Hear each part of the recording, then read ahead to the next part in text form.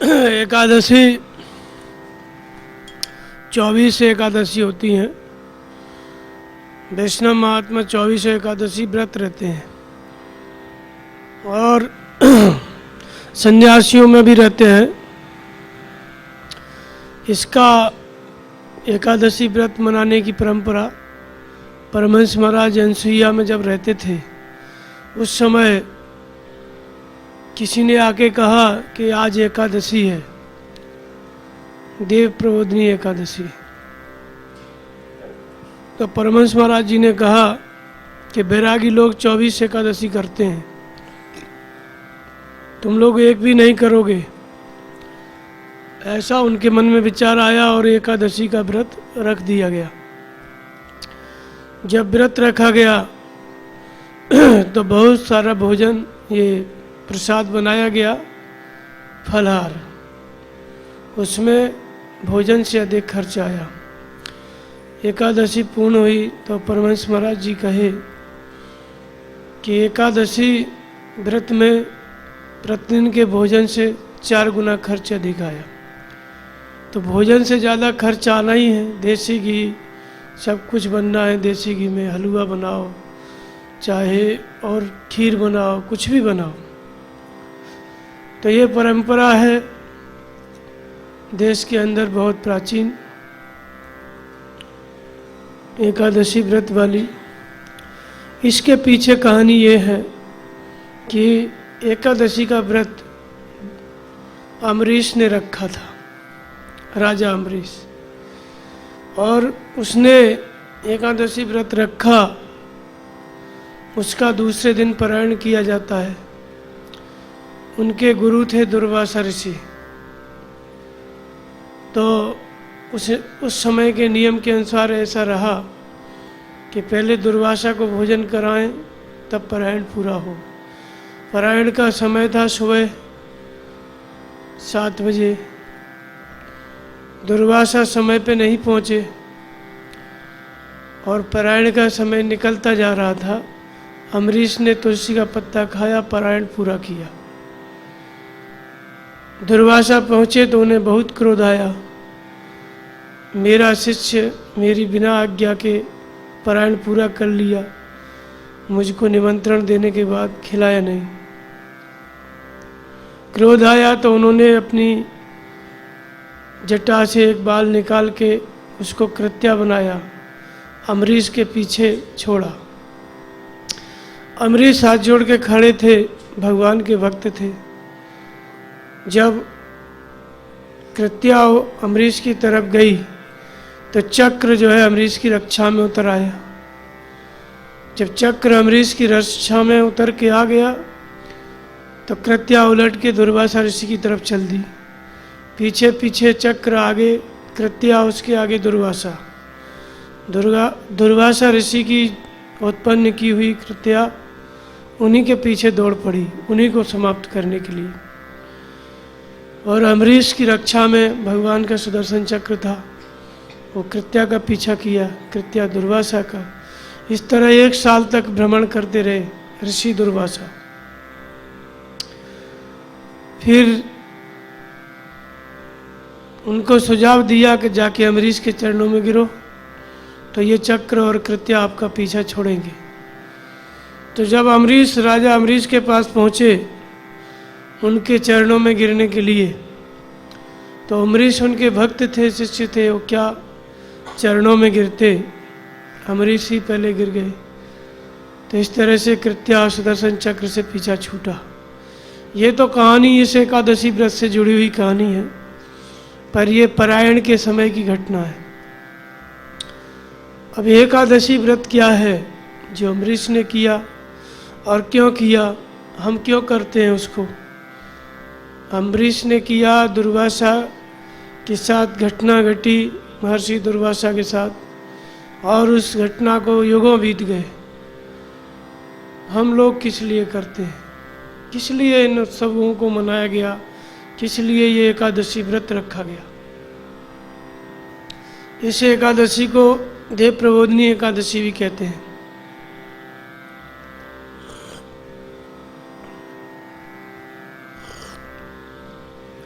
देव प्रबोधिनी एकादशी का अर्थ होता है देवताओं का ज्ञान होना। अब देवताओं के ज्ञान का मतलब क्या होता है? देवता जैसा कि आंतरिक देवी संपद का नाम है, और एक बाहर काल्पनिक देवता, उनके बारे में सारी दुनिया जानती है कौन कहाँ का देवता है। उनके विषय में प्रबोध करना, जानकारी लेना तो कोई खास बात नहीं। वास्तव में देवी संपत्ति को अपने हृदय में जानना, देवी गुणों का अपने मन में बोध होना और सुनना, जानना बाहरी रूप से अलग अलग बातें। बोध का अर्थ होता है कि जैसे कोई सद्गुण देवी संपद है, जिसे एक परमात्मा में श्रद्धा का स्थिर होना देवी संपद है। तो बोध होने का अर्थ है कि एक परमात्मा में आपकी श्रद्धा स्थिर हुई और भगवान ने उसको बताया कि हाँ तुम्हारी श्रद्धा स्थिर है, इसको कहते हैं बोध होना। तो ऐसे ही दैवी संपद के जितने लक्षण हैं हमारे अंदर आए और भगवान हमको बताएं कि ये गुण तुम्हारे अंदर आ गया, इसका अर्थ होता है देव प्रबोधिनी, देवी संपत्ति को बढ़ाने वाली और देवी गुणों का बोध कराने वाली एकादशी। एकादशी व्रत में और क्या क्या किया जाता है? जैसा कि लोग फलाहार करते हैं और पारायण करते हैं, दो बातें हैं। दान भी देते हैं, कुछ लोग ऐसा भी करते हैं,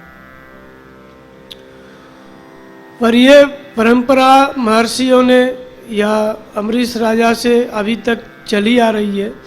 इसका अर्थ क्या है? केवल परंपरा नहीं है। जो महाराज अमरीश को ईश्वर की प्राप्ति हुई थी उस एकादशी व्रत से, लोग उस विधि को जाने कि कैसे वो व्रत है, कैसे वो एकादशी है जो राजा अमरीश ने की थी, उसको लोग समझें और अपने अंदर उस एकादशी व्रत को करें। वास्तव में जब सत्य का ज्ञान हमको नहीं रहता है तो केवल परंपराओं को ढोते रहते हैं। परंपराओं का ज्ञान रहता है और लोग उसी के माध्यम से अपने को कहते हैं कि हमने व्रत किया, धर्म किया, पर उनके अंदर का जो सत्य है वो खो गया होता है। बहुत समय बीतने के पश्चात केवल परंपराएं हाथ में रह जाती हैं, उनके अंदर की जो सत्यता है वो खो जाती है। यही काम इस एकादशी व्रत के पीछे भी हुआ। अब अमरीश का व्रत क्या था उसको तो लोग नहीं जान पाते, लेकिन उपवास अवश्य करते हैं, भूखा रहते हैं, फलों का भोजन करते हैं, ये सब होता है। परंतु वो भूखा रहना क्या है? भूखा रहने मात्र से कोई किसी की रक्षा करने वाले, कोई किसी की रक्षा नहीं करने आ सकता। हजारों लाखों लोग व्रत करते हैं और संकट में रहते हैं, कभी किसी की रक्षा के लिए कोई चक्र नहीं आया। कभी किसी के सामने पारायण के समय से पहले भी कर दिया होगा, कभी कभी बहुत कुछ ऐसा होता है, लेकिन कभी किसी ने श्राप देने के लिए कोई नहीं आया। ये सब कुछ नहीं हुआ। कभी ये घटना घटी और फिर दोबारा क्यों नहीं घटी? दोबारा एकादशी व्रत तो हुए पर घटना वैसी नहीं घटी। तो इसका अर्थ ये होता है कि इसके पीछे एकादशी व्रत का जो रहस्य है, जो उसकी विधि है, जो उस व्रत को करना है, उसको हम नहीं जानते, और जो उसकी ऊपरी परंपरा है वो हमारे हाथ में है। परंपराओं के रहने से ये सबसे बड़ा एक लाभ होता है कि लोग व्रत करते करते कभी न कभी व्रत की सत्यता तक पहुँचते हैं, व्रत का अर्थ क्या है उसको समझते हैं, और उसके पश्चात जब व्रत का अर्थ समझ में आ गया तो वास्तविक व्रत भी समझ में आ जाता है। फिर परंपरागत इस व्रत को करने से जो असली एकादशी है उसके विषय में हमें जानकारी मिलती है। पुण्य अर्जित होते होते कभी सद्गुरु मिलेंगे, कभी उनसे आपको समझने के लिए मिलेगा कि एकादशी क्या है। समझने के पश्चात फिर अपने अंदर वो एकादशी शुरू होगी। तो 4-5 बातें इसमें थीं। एक तो एकादशी में फलाहार किया जाता है, दान किया जाता है, पारायण किया जाता है, ये सब बातें हैं। अब किसी भी शब्द के मूल में अर्थ रहस्यात्मक अर्थ होता है, इसलिए शब्द या कोई भी नाम त्योहार का रखा गया उसके पीछे उसका आध्यात्मिक अर्थ होता है। और उसी आधार पर त्यौहार मनाया जाता है। जैसे एकादशी, एकादशी का अर्थ होता है 11। तो 11 क्या है? हमारे शरीर में 10 इंद्रियां, एक मन है, ये 11 हैं। 10 इंद्रियां और एक मन, इसको एकादश कहते हैं। अब इसी 10 इंद्रिय और एक मन के आधार पर हमारी क्या स्थिति है? तो एकादशी, दशी का मतलब होता है दशा। मनुष्य के पास क्या है? ये इंद्रियां हैं, ये मन है, और इन इंद्रियों का और मन का क्या है? एक दिशा है, एक निर्णय है जो जीवन भर व्यक्ति करता है। वो एक दिशा है जिसमें वो चला करता है। कोई व्यापार करता है, कोई नौकरी करता है, कोई और कुछ करता है। ऐसे हर व्यक्ति के अलग अलग निर्णय होते हैं और उसी निर्णय पे वो चलता है। फिर उस निर्णय के अनुरूप चलने पर उसकी एक दशा होती है, एक निश्चित उसकी एक स्थिति होती है कि भाई हमने एक काम किया, इसका परिणाम ये निकला। लोग कुछ न कुछ काम करते हैं, जो कार्य किया जाता है वो दिशा है। जिस बात का, जिस काम का व्यक्ति निर्णय लेता है वो उसकी दिशा हो गई, और उस निर्णय की पूर्ति में जो काम करता है, काम करने के पश्चात उसकी वो इच्छा पूरी हो जाती है, तो ये उसकी दशा होती है। जैसे कोई व्यक्ति पढ़ रहा है, कोई विद्यार्थी, तो पढ़ने के लिए जो मार्गदर्शन मिल रहा है उसको, वो एक दिशा है। घर वाले देते हैं, शिक्षक देते हैं, उन्होंने दिशा दिया। किसी ने किसी को डॉक्टर बनाना चाहा, किसी को इंजीनियर, किसी को कलेक्टर, तो एक दिशा दी उसको, उस पर वो विद्यार्थी चला, पढ़ाई की, फिर डॉक्टर, इंजीनियर या कलेक्टर बन गया। तो कलेक्टर, इंजीनियर, डॉक्टर बनने के पश्चात जो उसकी स्थिति है उसको दशा कहते हैं। जो उसका वो जो भोग कर रहा है, जो विद्या अध्ययन करने के पश्चात जो उसको प्राप्त हुई है, वो है दशा। तो ऐसे ही एकादशी व्रत का अर्थ होता है कि एक निश्चित दिशा में दृढ़ संकल्प होकर के चलना। एक निश्चित दिशा में दृढ़ संकल्प होकर के चलना। तो कौन सी दिशा में चलना? किसी न किसी दिशा में तो व्यक्ति चलता है, तो क्या वो एकादशी व्रत है? नहीं। जिसमें 10 इंद्रियां और मन स्थिर हो जाए, शांत हो जाए, और जो प्रत्येक मनुष्य की जो दुर्दशा है, हम चलते हैं एक दिशा में और प्राप्त होते हैं दुर्दशा को, कोई अच्छी दशा को नहीं प्राप्त होते। हर व्यक्ति अंत में परेशानी दिखाई देता है, चाहे वो कितने भी बड़े पद पर चला जाए, चपरासी हो चाहे राष्ट्रपति, किसी को शांति नहीं है, सबको आंतरिक दुर्दशा प्राप्त है। तो ऐसी कौन सी दिशा हमारे सामने हो जिस पे हम चलें और हमें स्थायी दशा प्राप्त हो, जिससे कि कभी हमारी फिर दुर्दशा न हो? तो फिर जन्म, फिर मृत्यु, फिर दुख, फिर सुख, यही दुर्दशा है। तो इस दुर्दशा से निकल करके सही दशा, सही स्थिति क्या है? जन्म मृत्यु से मुक्त हो जाना, अपने स्वरूप को प्राप्त कर लेना। निर्मल निर्भर प्रेम मगन मुनि ज्ञानी, कहीं न जाए सो दशा भवानी। सुतीक्षण से भगवान राम मिलते हैं, तो सुतीक्षण जब उनको देखा भगवान राम को, तो उनके प्रेम में इतने मग्न हो गए। तुलसीदास जी लिखते हैं, कहीं न जाए सो दशा भवानी। एक तो ये दशा है भगवान के प्रेम में मग्न होना, और एक दुर्दशा जिसको हम रात दिन अपने साथ देखते हैं, हर व्यक्ति देखता है। तो इस जीव की जन्म मृत्यु के चक्र में जाने वाली दुर्दशा से निकाल करके जो सही स्थिति, प्रेम मग्न दशा, परमात्मा की प्राप्ति, अपने स्वरूप की प्राप्ति जो करा देती है, उस निश्चित दिशा में चलने का नाम एकादशी व्रत है। जो संसार में जन्म मृत्यु के चक्र से छुड़ा करके हमें स्थायी दशा, एक स्थिति, अपने स्वरूप में स्थिति प्रदान कर दे, उसको कहते हैं एकादशी व्रत। उस दिशा में चलने को, तो वो दिशा कहाँ से आरंभ होती है? जिस महापुरुष ने अपने स्वरूप की स्थिति पाली है, जो जन्म मृत्यु से छूट गया है, जो संपूर्ण दुर्दशाओं से मुक्त हो गया है, ऐसे तत्वदर्शी सद्गुरु के प्रति जब हम समर्पित होते हैं, जब हम उनके प्रति समर्पित होते हैं, तो हमारे अंदर उनका जो मार्गदर्शन हमें मिलता है वो एक निश्चित दिशा है। और उस मार्गदर्शन पे जब हम चलते हैं तो अपने भीतर से जो हमारे अंदर से भगवान जो प्रकट होकर के हमको दिशा निर्देश देते हैं, वो एक निश्चित दिशा है, उस पर हमें चलना होता है।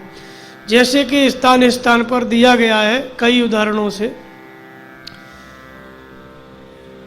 काकभूषण जी अपने गुरु से मिले तो उनकी एक दिशा थी, और जब गुरु से उन्होंने ज्ञान समझा उसके पश्चात श्राप लगा उनको तो एक दशा थी।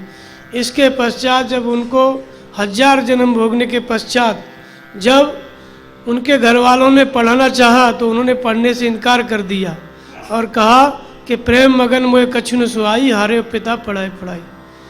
जो 1000 जन्म के पश्चात साधन करते करते जो उनकी एक दशा उन्हें प्राप्त हुई, कौन सी दशा? भगवान के प्रेम में मग्न होने की दशा। प्रेम मगन मोए कछु न सुहाई, हारे पिता पढ़ाई पढ़ाई। एक समय था कि उनको श्राप बनना पड़ा, भगवान का श्राप उनको मिला, गुरु को दंडवत नहीं करते थे। इसके पश्चात उन्हीं काकभूषण जी ने एक ऐसी स्थायी दशा प्राप्त हुई कि गरुड़ का संदेह दूर किया। तो एक समय में व्यक्ति निम्नतम सीमा में है, शूद्र तन में थे, अपने गुरु का भी उन्होंने अपमान किया। एक स्थिति में आकर के वो संशयों का निवारण कर रहे हैं। तो एक दशा वो थी और एक दशा ये है। ठीक ऐसे ही महात्मा बुद्ध और भगवान महावीर अपने घर का त्याग करते हैं। एक दशा है, राजा के लड़के हैं, सारे भोग ऐश्वर्य को देख करके उनको गिलानी होती है, एक उनकी ये दशा है। तो राजा का लड़का होना एक दशा है और फिर तपस्या करना दूसरी दशा है। तपस्या पे चलना, ये एक निश्चित मार्गदर्शन में, ईश्वरीय मार्गदर्शन में तपस्या करना, ये एक दशा है। तो जो मार्गदर्शन मिल रहा है वो दिशा है, और जो तपस्या के परिणाम में उनको स्थिति मिली वो उनकी दशा है, उनकी स्थिति है। महर्षि वाल्मीकि चोरी करते हैं, डाका डालते हैं, एक दशा है उनकी। सप्तऋषि जब उनसे मिलते हैं, मार्गदर्शन करते हैं, दिशा निर्देश देते हैं, उस निर्देश पर जब वे चलते हैं तब वाल्मीकि में ब्रह्म समाना, ये उनकी एक दशा है। इसी को कहते हैं एकादशी व्रत, जो एक स्थायी दशा, स्थायी स्वरूप हमें प्राप्त हो जाए, फिर वो कभी न बदले, परंतु वो स्वरूप एक निश्चित निर्देशन में चल के ही प्राप्त होता है।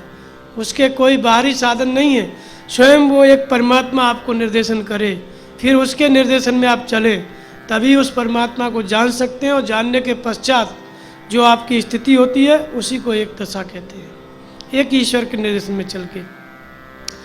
तो ये एकादशी व्रत 10 इंद्रियां और एक मन 11, इनके अंतराल में हमको व्रत करना है। परंतु ये व्रत कब होता है? जब कोई महापुरुष मिल गए हों, जिन्होंने व्रत करके 10 इंद्रियों पर विजय प्राप्त कर ली हो, जिन्होंने एक परमात्मा में स्थिति प्राप्त कर ली हो, एक स्थायी दशा जिनको प्राप्त हो गई हो, ईश्वरीय मार्गदर्शन में चल के जिन्होंने ईश्वर को जान लिया हो, ऐसे महापुरुष जब हमको मिलेंगे, हम उनके प्रति समर्पित होते हैं, श्रद्धा स्थिर करते हैं, तो हमारे हृदय से जो दिशा निर्देश है, जो एक निश्चित दिशा है, वो जागृत होती है। जैसे सुग्रीव से भगवान राम ने कहा कि सखा सोच त्यागो बल मोरे, सब विध घटव काज में तोरे। भगवान कृष्ण कहते हैं कि जो अनन्य भाव से मुझको भजता है, मैं अज्ञान से उत्पन्न अंधकार को दूर करके ज्ञान रूपी दीपक से प्रकाशित करता हूँ, योग में प्रवेश वाली बुद्धि देता हूँ। तो योग में प्रवेश वाली बुद्धि भगवान की देन है, अर्थात भगवान स्वयं मार्गदर्शन करते हैं।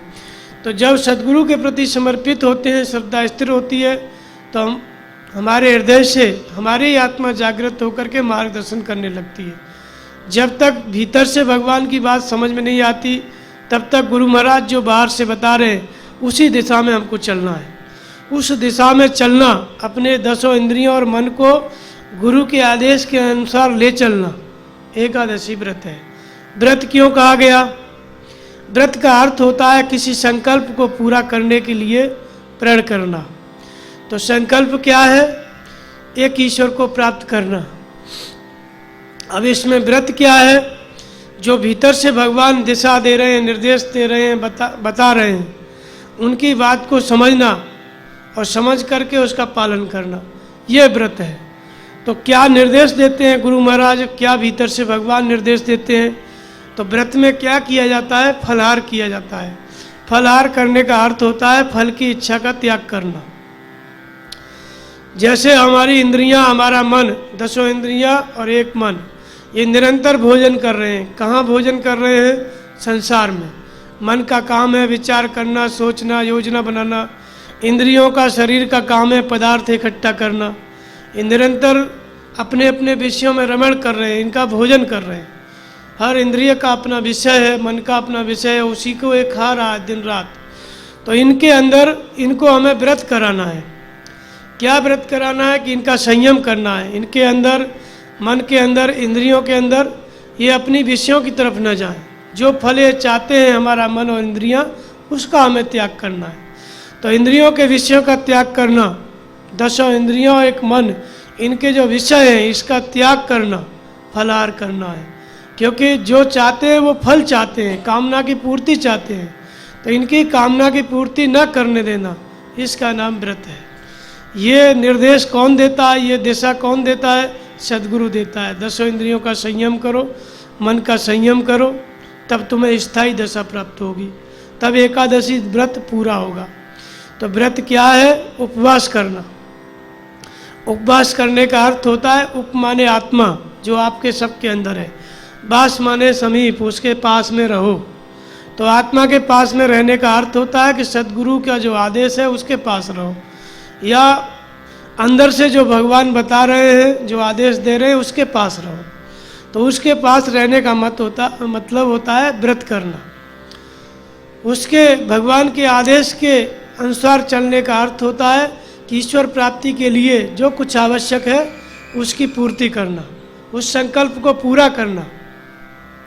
तो उसमें आवश्यक क्या है? कि इंद्रियां अपने विषयों को छोड़ें, मन अपने विषयों को छोड़े, यही सबसे आवश्यक है। तो इंद्रियों और विषयों के द्वारा भोजन न ग्रहण करना, इसका नाम है व्रत। जो कि दिन रात ये भोजन करने में लगे हुए हैं, इसी को छोड़ना है। पर हम इसको नहीं छोड़ पाते हैं, बाहरी शरीर का भोजन छोड़ देते हैं। मन और इंद्रियां अपना अपना भोजन लेने लगते हैं, वो कभी बंद नहीं करते। तो असली व्रत शुरू नहीं होता और नकली व्रत शुरू हो जाता है। तो वास्तव में जो बाहरी व्रत मनाया गया, इसका उद्देश्य ये था कि भीतर से व्यक्ति फलाहार करे, फल की इच्छाओं का त्याग करे। तो ये कब संभव है? जब सद्गुरु मार्गदर्शन दे, उनके प्रति हम समर्पित हों, उनकी पहचान हो, और उसके साथ साथ भीतर से हमारी आत्मा हमको मार्गदर्शन करे। उस मार्गदर्शन को कहते हैं एक दिशा।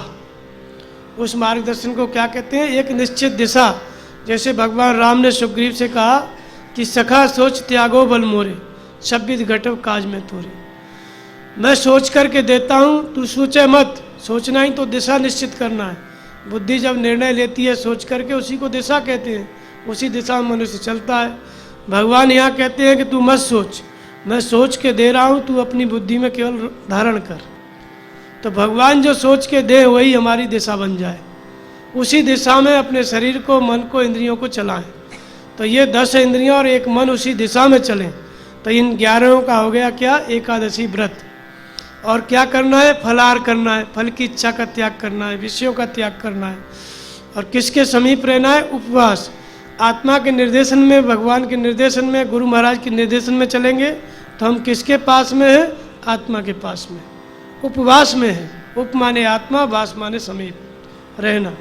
तो आत्मा के निर्देशन में जब हम चलते हैं तो हम आत्मा के पास में होते हैं, इसलिए इसको उपवास कहा गया, व्रत कहा गया। अंत में चल करके जब 10 इंद्रियों का संयम हो गया, ईश्वरीय निर्देश में चल के व्यक्ति ईश्वर को जान लिया, तो उसे स्थायी दशा प्राप्त होती है, जो बुद्ध को प्राप्त हुई, महावीर को, भगवान कृष्ण, भगवान राम, संत कबीर, गुरु नानक, ये सब महापुरुषों ने एकादशी व्रत किया। दुनिया में कोई ऐसा महापुरुष नहीं हुआ जिसने एकादशी व्रत नहीं किया हो। पर आप कहेंगे कि कबीरदास कहाँ उपवास करते थे? तो ये आपका एकादशी व्रत नहीं, ये मन से इंद्रियों का संयम वाला, ईश्वर के निर्देशन में चलने वाला एकादशी व्रत उन्होंने किया, और सब महापुरुषों ने किया। बाहर वाला तो कदाचित किसी महापुरुष ने किया हो, किसी ने भी नहीं किया। हो सकता है बुद्ध ने ऐसा कोई उपवास नहीं किया। जो उपवास किया वो अपने मन से किया, एकादशी के दिन नहीं किया जिसको आप रखते हैं। परंतु भीतरी एकादशी व्रत प्रत्येक महापुरुष ने किया, क्योंकि बिना एकादशी व्रत के कोई महापुरुष सिद्ध हो ही नहीं सकता है, कोई एक स्थायी दशा को प्राप्त ही नहीं हो सकता है। तो महात्मा बुद्ध ने 7 वर्ष की तपस्या के बाद उन्होंने कहा कि मैंने अविनाशी पद को प्राप्त किया, जो मुझसे पूर्व ऋषियों ने पाया। अविनाशी पद एक स्थायी दशा है, एकादशी व्रत का परिणाम।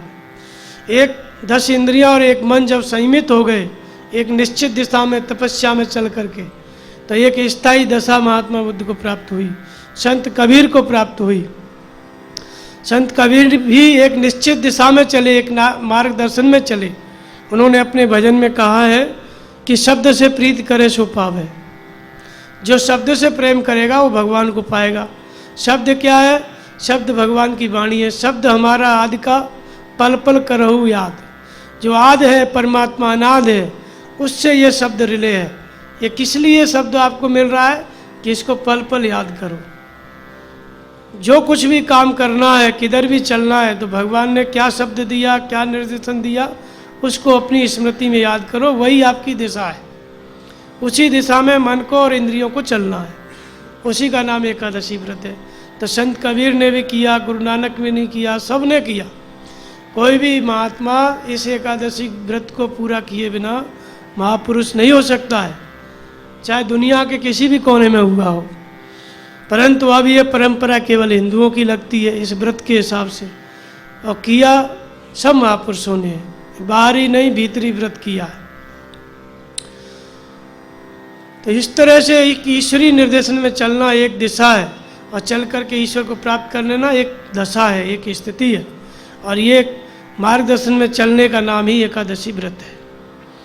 गुरु महाराज से प्राप्त मार्गदर्शन हो, उसके साथ साथ भीतर से भगवान बताएं, वही निश्चित दिशा है। उसी को सुग्रीव से भगवान राम कहते हैं कि मैं जो कहता हूँ वो कर।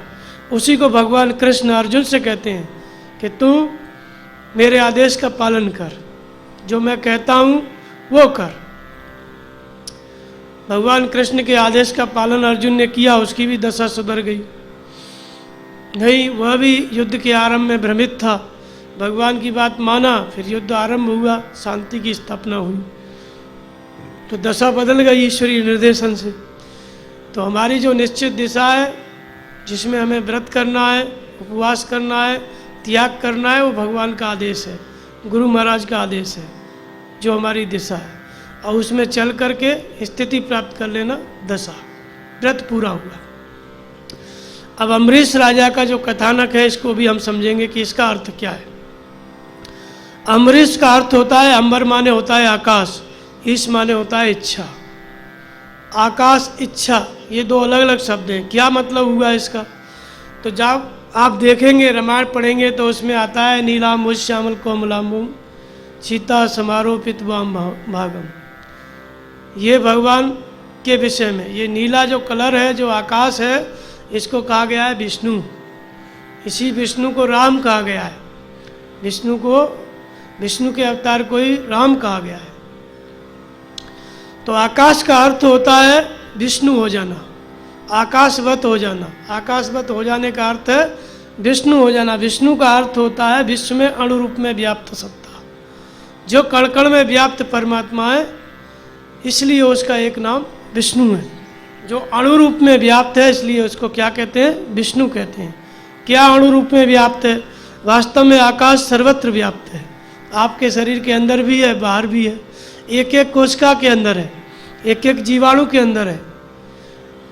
कोई भी ऐसा माने कण नहीं पूरी पृथ्वी में, रेत का कण या कोई भी कण, सबके अंदर भी आकाश है, बाहर भी आकाश है। जैसे पृथ्वी के अंदर पानी बहता है, झरने बहते हैं, तो बिना आकाश के बह ही नहीं सकते, इसलिए अंदर भी आकाश है, बाहर भी आकाश है। तो आकाशवत होने की इच्छा अम्बरीश है। आकाशवत होने का मतलब क्या होता है? क्या है आकाशवत होना? हवाई जहाज रात दिन चलते रहते हैं, वो सब तो आकाशवत हैं, उनको तो कुछ मिलता नहीं है। वास्तव में बिनु घन निर्मल सोह आकाशा, हरिजन इव परिहर्ष आशा। आकाश का मतलब क्या है? जब सभी आशाएं आपके अंदर से समाप्त हो गई, तब आप क्या हो गए? तब आप आकाश हो गए। और आकाश हो गए तो क्या उदाहरण दिया कि जैसे बादल समाप्त हो जाते हैं, रात्रि के समय बादल नहीं है, ऊपर देखिए तारे चमकते हुए दिखाई देंगे। वही बरसात के समय में बादलों से आकाश ढक जाता है। तो हर्जन एवं परिहर्ष आशा, जिस समय मनुष्य आशाओं का त्याग कर देता है तब वो आकाश हो जाता है। वो आकाश होने का अर्थ होता है कि कोई अवकाश के न बिन पावे और बिन विज्ञान की समता आवे। बिना आकाश के कोई स्वतंत्रता नहीं पा सकता है। आपको चलना है तो चलने के लिए आकाश चाहिए। यदि आप मकान बना रहे हैं तो कमरे की दीवारों के बीच में स्थान नहीं है तो उस मकान का कोई अर्थ नहीं है। फिर वो पिरामिड हो जाएगा मिस्र का, जिसमें आप रह नहीं सकते हो, पूरा भर दोगे तो आकाश का बड़ा महत्व है। यदि कमरों में जगह खाली नहीं है, आपने फर्नीचर भर दिया, कपड़े भर दिए, एक आदमी को बैठने का स्थान नहीं है, तो फिर उस मकान को बनाने के बाद भी कोई मतलब नहीं। आकाश का महत्व जो बिकता है, फ्लैट बिकते हैं बम्बई में 1-1 करोड़ के, उस सब में क्या बिकता है? आकाश बिकता है, दीवार नहीं बिकती है। आकाश का महत्व है, जो उसके अंदर खाली स्थान है उसका महत्व है, जो एरिया है 300 फुट उसका महत्व है। तो इसी तरह से आकाशवत होने की इच्छा, और आकाशवत होने का मतलब ये नहीं है कि आकाश में उड़ने लगे कोई। आकाशवत होने का अर्थ होता है कि आपके मन में संकल्प, इच्छाएं न रहे, कोई आशा न रहे, तो आप आकाश हो गए। तो ऐसे भक्त को कहते हैं कि हरिजन ए परिहर्ष आशा, वो विष्णु हो गया, वो भगवान से जुड़ गया, भगवान का भक्त हो गया। भक्त का अर्थ है कि परमात्मा में विलीन हो गया। तो अमरीश भी भगवान के भक्त हैं जो एकादशी का व्रत कर रहे हैं। तो भक्त और विभक्त, विभक्त माने अलग, भक्त माने जुड़ जाना। ऐसा जुड़ जाना कि भगवान और भक्त में कोई अंतर न रहे, दोनों एक हो जाए, जानत तुम्हें तुम्हें हो जाए। जब दोनों मिलके एक हो जाते हैं तब वो आकाशवत हो जाता है। तो इस आकाश के अंदर जो भी घटना घट रही है फिर उस महापुरुष को पता चलती है, भूत भविष्य और वर्तमान। क्योंकि जो भी घटना घट रही है सब आकाश के अंदर है, कुछ भी उससे बाहर नहीं है। चाहे सूर्य समाप्त हो रहा हो, नया सूर्य बन रहा हो, चाहे पृथ्वी समाप्त हो रही हो, नई पृथ्वी बन रही हो, चाहे मंगल ग्रह पर जीवन हो, चाहे और कुछ भी, जो भी घटनाएं हैं, जो आकाशवत हो गया है समझो आकाश ही हो गया है, तो उसको सब कुछ मालूम रहता है। तो इसलिए आकाशवत होने का अर्थ है कि ईश्वर की प्राप्ति, सीधा सा मतलब ये है। उसको कहते हैं अमरीश। तो अमरीश के अंदर अभी व्रत कर रहे हैं, इसलिए आकाशवत होने की इच्छा है। व्रत कब किया जाता है? जब किसी इच्छा की पूर्ति करनी होती है। तो आप लोग समाज में भी कोई दाढ़ी बढ़ा लेता है, कोई कुछ करता है, कोई संकल्प ले लेता है कि पानी नहीं पिएंगे तो खाना नहीं खाएंगे। जैनी लोग संकल्प ले लेके 3-3 महीने पड़े रहते हैं, ये उनका व्रत है। तो व्रत का अर्थ है कि जब आपको आकाशवत होना है तो उसकी आकाशवत होने के लिए जिन जिन बातों की आवश्यकता है, जो जो मांग है, जिस जिस उपाय से आप आकाश हो जाएं, उसकी पूर्ति के लिए जो कुछ किया जाता है वो व्रत है। अर्थात परमात्मा चिंतन, साधना। आकाशवत होने का अर्थ है संकल्प रहित होना। संकल्प रहित होने के लिए क्या करना है? भजन करना है, नाम का जप करना है, गुरु महाराज का ध्यान करना है। संकल्प का मतलब होता है जो मन में विचार उत्पन्न होते रहते हैं। तो ये विचार उत्पन्न न हो तो एक विचार का सहारा लेना पड़ेगा। किसका? नाम का और रूप का। जब नाम जपने लगेंगे, स्वरूप का ध्यान करने लगेंगे, तो दूसरे संकल्प नहीं आएंगे। इसी संकल्प में हमको अपने मन को लगाना है, इसी को व्रत कहते हैं। यही अमरीश का एकादशी व्रत है। यदि आपको आकाशवत होना है तो नाम का जप करना पड़ेगा, ध्यान करना पड़ेगा, इंद्रिय संयम करना पड़ेगा, 10 इंद्रियों और मन का संयम करना पड़ेगा। ये सब कुछ करना पड़ेगा, 10 इंद्रियों और एक मन का संयम करना पड़ेगा। इसलिए एकादशी व्रत 11 का। इसमें फिर हुआ क्या? दुर्वासा आए।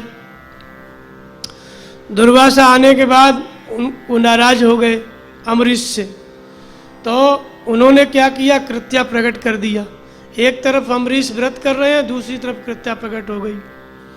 उनके गुरु हैं, गुरु को ऐसा नहीं करना चाहिए। गुरु को शिष्य पे दया करनी चाहिए। कृत्या प्रकट हो गई, उसके पीछे दौड़ने लगी। तो वास्तव में ये कृत्या क्या है? दुर्वासा क्या है? दुर्वासा का अर्थ होता है वासनाओं को दूर करना। वासना क्या है? वासना का अर्थ होता है जिनके कारण हम बसते हैं, जन्म लेते हैं, जो हमारे अंदर इच्छाएं हैं, कामनाएं हैं, इसी को वासना कहते हैं। इन वासनाओं का त्याग करने की जो वृत्ति है वो दुर्वासा है। जब कोई भी जो प्रकृति पार प्रभु सब उर्वासी, प्रकृति से परे उस परमात्मा जो अत्यंत दूर है, उसे प्राप्त करने के लिए जब कोई चलता है तो उसे वासनाओं का त्याग करना पड़ता है, कामनाओं का त्याग करना पड़ता है। तो कामनाओं का, वासनाओं का त्याग करना, उनसे दूर होना, उनसे दूर होने के लिए जब आप सोचेंगे तो उसका नाम है दुर्वासा। उनमें फंसे हैं तो दुर्वासा नहीं है, उनका जब त्याग करने लगे तो दुर्वासा ऋषि, ऋषि माने जानकारी। वासनाओं का त्याग ऐसे ही नहीं होता है, उसकी जानकारी होना चाहिए। कौन सी जानकारी? भगवान भीतर से बताएं और आप वासनाओं का त्याग करें उनके आदेश पर, भीतर से जानकारी मिले तब दुर्वासा। ऐसे नहीं है कि सुन लिया और त्याग कभी नहीं कर सकता है कोई। जब वासनाओं को पूरी तरह जब तक समझ में नहीं आएंगी कि इस कामना का परिणाम क्या है, इससे मिलेगा क्या, तब तक उसका त्याग नहीं हो सकता है। तो इसलिए जानकारी, ऐसी जानकारी जो वासनाओं को का त्याग करने में हमको सहयोग प्रदान करे, वो जानकारी, वो ज्ञान जो हमसे वासनाओं का त्याग कराए, उस ज्ञान को धारण करने वाली जो वृत्ति है वो दुर्वासा है। तो वासनाओं का त्याग करना दुर्वासा। तो एक तरफ आकाशवत होने की इच्छा, ईश्वर प्राप्त करने की इच्छा, और दूसरी तरफ संघर्ष क्या है? वासनाओं को त्याग करना है। दो तल हैं। यदि आपको आकाशवत होना है, ईश्वर को प्राप्त करना है, तो वासनाओं का त्याग करना पड़ेगा। जब तक वासनाओं का त्याग नहीं होगा, आकाशवत होने की जो कल्पना है, कल्पना रह जाएगी। क्योंकि आकाश की परिभाषा दी गई पहले कि बिनु घन निर्मल सो आकाशा हरिजन एवं परिहर्ष वासा। जिसको वासना कहते हैं उसी को आशा कहते हैं। तो जब तक वासनाओं का, आशा का त्याग हम नहीं कर सकते, तब तक आकाशवत नहीं हो सकते। आकाश हमारे अंदर है पर बादल छाए हुए हैं। तो वासनाओं का त्याग करो और आकाशवत हो जाओ। तो अम्बरीश और दुर्वासा, ये दोनों एक ही मनुष्य के अंतःकरण की दो स्थितियाँ हैं। तो वासनाओं का त्याग करने वाला जो ज्ञान है, वो ज्ञान किससे मिला है? सद्गुरु से मिला है। इसलिए दुर्वासा कौन है? गुरु है। वासनाओं से दूर होने की शिक्षा किसने दी? जो वासनाओं से मुक्त हो गया है, जो दुर्वासा हो गया है, जो वासनाओं से दूर हो गया है, उस महापुरुष से हमको मिला वासनाओं से दूर होने का ज्ञान। तो इसलिए वो बीज रूप में हमारे अंदर आ गया, तो हमारे ही अंदर फिर वो दुर्वासा आ गए। वासनाओं से जितना हम 10% दूर हुए तो हम 10% महात्मा हैं। सदगुरु 100% दूर हो गए तो वो 100% महात्मा है। लेकिन 10% है दुर्वासा हमारे अंदर, 10% अमरीश हमारे अंदर है। अब इन दोनों को 100% करना है। जिस दिन 100% वासनाओं का त्याग कर दोगे, कोई इच्छा नहीं रहोगी, उसी दिन 100% अमरीश हो जाओगे। तो अब वासनाओं का त्याग करके हम इस मार्ग पर चल दिए। आकाशवत होने की हमारे मन में इच्छा है, ईश्वर प्राप्ति की। तो होता क्या है कि भजन करता है जब साधक, तो कृत्य छोड़ दिए, दुर्वासा। कृत्य छोड़ने का अर्थ होता है, कृत्य माने निज कृत कर्म जनित फल पायो, अब प्रभु पाए शरण तक आयो। जयंत ने कहा है, मैंने जो चोंच मारी सीता जी के चरणों में, उसका फल मुझे मिल गया और फल पा करके मैं अब आपकी शरण में फिर से आ गया। यही दशा दुर्वासा की भी हुई है। निज कृत कर्म जनित फल पायो, इसको समझना पड़ेगा आपको। जब सदगुरु के प्रति हम समर्पित होते हैं और भजन में हम लगते हैं, तो सदगुरु ने जो तपस्या की, बुद्ध ने, महावीर ने, इन्होंने 7 साल, ये 7 साल तक किससे लड़ते रहे? एक किसको काटते रहे, किससे लड़ते रहे? कौन इनका पीछा कर रहा था? 7 साल तक जो मुक्त नहीं हुए, कोई 12 साल तक नहीं हुआ। ये जो 200 जन्म से चल रहे थे, 24 जन्म से चल रहे थे, किसी को 20 साल तपस्या करनी, 20 साल तक किससे लड़ रहे थे? कौन इनका पीछा कर रहा था? तो इसी को कहते हैं कृत्या। निज कृत कर्म जनित फल पावो, जो अपने द्वारा किया गया कर्म है, अनेक जन्मों से जो भोगों के संस्कार पड़े हुए हैं, आँखों ने देखा है, कानों ने सुना है, शरीर ने स्पर्श किया है, और एक जन्म में नहीं, हजारों जन्मों में किया है, अनंत अनंत जन्मों में किया है, वो निज कृत कर्म जनित फल। अब जब वो कर्म संस्कार कटेगा तो अपना फल प्रदान करेगा। कहाँ पे प्रदान करेगा? हमारे चित्त में। क्योंकि अब गृह त्याग करके तपस्या में लग गए, बुद्ध हैं, महावीर हैं, कबीर हैं, सब भजन में लग गए। अब वापस उधर जा नहीं सकते, पर उधर के विचार तो आएंगे ही ना। जब उधर के विचार आएंगे तो वो विचार कहाँ से उत्पन्न हुए? अपने किए हुए कर्म से।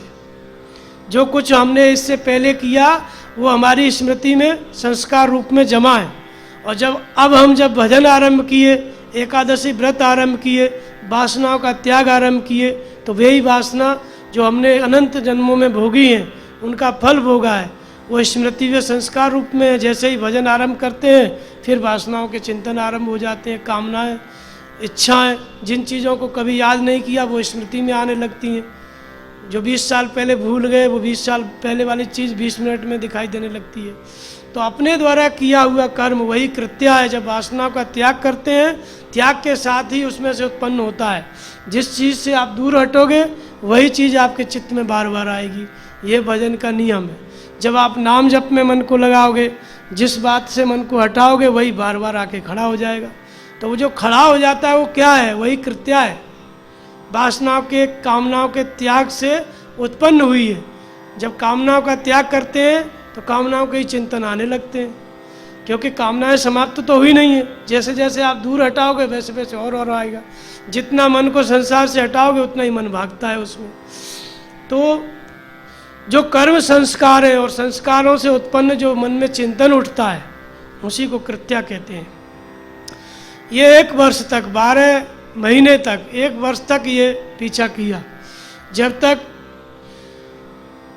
एक ईश्वर, एक परमात्मा में हम रस न लेने लगे, विषयों के रस में से निकल करके एक परमात्मा में, एक ब्रह्म का आनंद हमको न प्राप्त हो जाए, तब तक ये कृत्य अर्थात निजकृत कर्म, हमारे जो पूर्व के कर्म संस्कार हैं, ये हमारा पीछा करते हैं। साधक तपस्या करता है, वासनाओं का त्याग करता है आकाशवत होने के लिए, और वो त्याग, जिसका वो त्याग कर रहा है उसी से वो लड़ रहा है, वही उसका पीछा कर रहा है। जिन कामनाओं को त्याग करके 10 इंद्रियों और मन को हमें जीतना है, उन्हीं कामनाओं से हमको लड़ना है। बिना त्याग करने का अर्थ है कि उनको हटाओ, और हटाने का अर्थ है हटाया तभी जाता है जब कोई पीछा करे। तो जिन कामनाओं को हमें जीतना है, हटाना है, वे ही हमारा पीछा करती हैं। जिन वासनाओं को हमें त्याग करना है, वे वासना ही हमारा पीछा करती हैं। परंतु भक्त अमरीश क्या थे? हाथ जोड़ के खड़े रहे, वो कृत्या उनका कुछ नहीं किया। तो वास्तव में जो साधक आकाशवत होने की इच्छा वाला है, समर्पण के साथ भजन में लगा हुआ है, तो ये कर्म संस्कार आएंगे। कहाँ आएंगे? हमारे मन में आएंगे, पर शरीर से हमको कार्य रूप नहीं दे पाएंगे। मन में आएंगे और मन ही में विलीन हो जाएंगे, आएंगे और विलीन हो जाएंगे, सब कट जाएंगे। और साधक एक दिन जो मन वासनाओं का चिंतन करता था वो भजन करने लग जाएगा, योग चिंतन में लग जाएगा। और एक समय ऐसा आएगा कि योग चिंतन की भी आवश्यकता समाप्त हो जाएगी। 10 इंद्रियां और एक मन पे पूरी तरह अधिकार प्राप्त कर लेगा। शांत मन भी जब विलीन हो जाएगा तो एकादशी व्रत पूर्ण होगा। पूरी तरह से वासनाओं का त्याग हो गया। अम्बरीश और दुर्वासा दोनों मिलके एक हो गए। ऐसा शास्त्रों में बहुत जगह उदाहरण मिलेगा कि दोनों झगड़ रहे हैं, एक ही जैसे ऋषि हैं, कहीं कोई है, फिर मिलके एक हो गए। लक्ष्मण परशुराम में झगड़ा होता है, वाद विवाद होता है, अंत में परशुराम मिल जाते हैं। अम्बरीश का दुर्वासा का भी ऐसा ही है। जयंत का सीता जी के चरणों में चोंच मार के भागा, फिर समर्पित हो गया। तो ये ऐसी प्रक्रिया है जो एक ही व्यक्ति के अंदर चलती है, ये दो नहीं है। एक ही साधक जो है समर्पित हो रहा है, भजन कर रहा है, और वही साधक उसी के चित्त में वासनाओं का भी चिंतन हो रहा है। एक ही व्यक्ति नाम भी जप रहा है और उसी के मन में काम का भी जप हो रहा है। तो नाम जप रहा है तो वो क्या करता है? जब नाम जप से मन हट जाता है तो क्या आता है? उसके हर एक कामनाएं पीछा कर रही हैं, वो फलानी इच्छा पीछा कर रही है, फलाना व्यक्ति पीछा कर रहा है। भजन में बैठेंगे उसी का चेहरा आएगा। तो व्यक्ति आया कहाँ से? वो तुम्ही ने उत्पन्न किया है, तुमने उसको कुछ मान लिया है, इसलिए सामने आके खड़ा हो जा रहा है। तो अपने द्वारा पैदा किया हुआ कर्म है वो सब, जो भजन में बाधा पड़ता है, जो भजन में बाधा देता है, वो अपने से ही उत्पन्न है सब। नाम जपने लगोगे, 10 मिनट के लिए बैठो तो स्त्री है, बच्चे हैं, जिससे ज़्यादा लगाव है वही आके खड़ा हो जाएगा। कहाँ, किसने उत्पन्न किया? ये कृत्य ये आपने ही उत्पन्न किया, इसी से आपको लड़ना है। यदि नाम जपना है तो उसको चित्त से हटाना पड़ेगा। बाहर भले ना लड़े, लेकिन भीतर तो तलवार चलानी पड़ेगी, तभी मन जो है एकाग्र होगा। तो ये कौन दुख दे रहा है? जो हमसे ही उत्पन्न कर्म है, हमारी स्मृति में कर्मों के संस्कार पड़े हैं, जो कुछ आज तक हमने किया है, यही हमारा पीछा करेगा जब तक हम आकाशवत नहीं हो जाएंगे। जब तक अम्बरीश के प्रति दुर्वासा समर्पित नहीं हो जाएंगे, दोनों मिलके एक नहीं हो जाएंगे, तब तक ये कृत्या पीछा करेगी। अर्थात वासनाओं से दुर्वासा करते, जब तक साधक पूरी तरह वासनाओं का त्याग नहीं करेगा तब तक वासनाएं पीछा करेंगी। और संपूर्ण त्याग हो गया वासनाओं का तो अम्बरीश आकाशवत, अर्थात जिस आकाश की प्राप्ति के लिए, भगवान की प्राप्ति के लिए, आकाशवत होने के लिए भजन कर रहा था, वासनाएं समाप्त हुई, आकाशवत हो गया। आकाशवत हो गया तो विष्णु हो गया, विश्व में अणुरूप में व्याप्त हो गया, ईश्वर का स्वरूप हो गया। यहाँ पे जाकर के एकादशी परायण हो गया, पूर्ण हो गया। इसी को कहते हैं एकादशी परायण। जब संपूर्ण वासनाओं का त्याग हो गया, साधक आकाशवत स्थिति प्राप्त कर लिया। अभूत भविष्य वर्तमान तीनों कालों का ज्ञाता हो गया, सर्वज्ञ हो गया। इसलिए भक्तों में अम्बरीश का बहुत नाम है। अम्बरीश का अर्थ है आप सभी अम्बरीश हैं, सभी को एकादशी व्रत करना है। सबके अंदर आकाशवत होने की इच्छा है, छुपी हुई है। जिस दिन वो इच्छा स्मृति पे आ जाएगी, उसी दिन आप भजन करने लग जाओगे। जब भजन करने लग जाओगे तो एकादशी व्रत आरंभ हो जाएगा। अर्थात एक दिशा में चलने लगोगे, नाम जप, ध्यान, गुरु महाराज का आदेश, फिर उसमें चलना, और उपवास करने लगोगे। कामनाओं का त्याग करना उपवास है, फलों का त्याग करना उपवास है, इंद्रियों के विषयों का त्याग करना उपवास है। ये सब त्यागने लगोगे, आत्मा के समीप आपका निवास होने लगेगा। इसी को एकादशी व्रत कहते हैं।